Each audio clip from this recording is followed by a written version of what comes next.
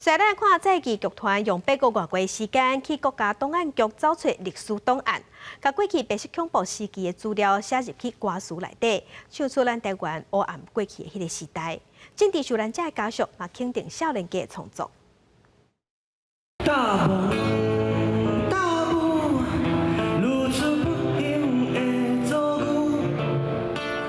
吉他用18个声哨唱出这条叫《假使我是一个女人》的歌。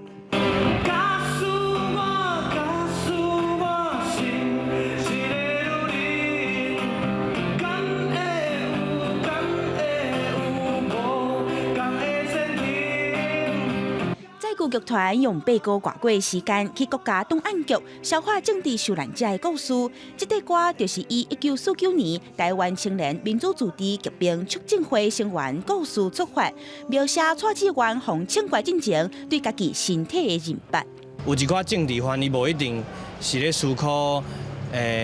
政治的问题，其实伊心内咧想啥，就是大家人其实拢无共款。阮即马来创作这。嘛毋是啥物光彩的物件，就是讲足侪前辈用伊的感受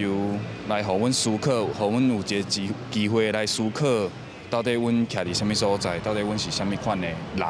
前20仔国家人权博物馆伫咧世界人权日进前，邀请在故剧团去经纬纪念园区表演。现场侪政治受难者和因的逝世，拢肯定少年人用乐声转换无声的历史档案，互过去的伤痛会当和世代结合。我感觉真好，非常好啊！有这种感觉，就是讲少年人会当互这个历史，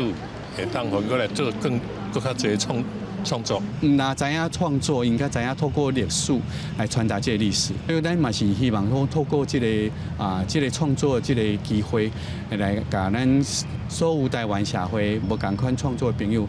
共同透过艺术的方式，我们大家一起来捍卫历史。少年辈用吉他的弦啊，甲摇滚和 reggae 的演唱方式，而且佮用母语唱出红束白的韵名，着寄望这长烈的文字和受迫害过去，会当互扣回来，伫咧无同的世代留下新的记忆和理解的方式。记者欧敏珍、林玉凯、丁玉水台北报道。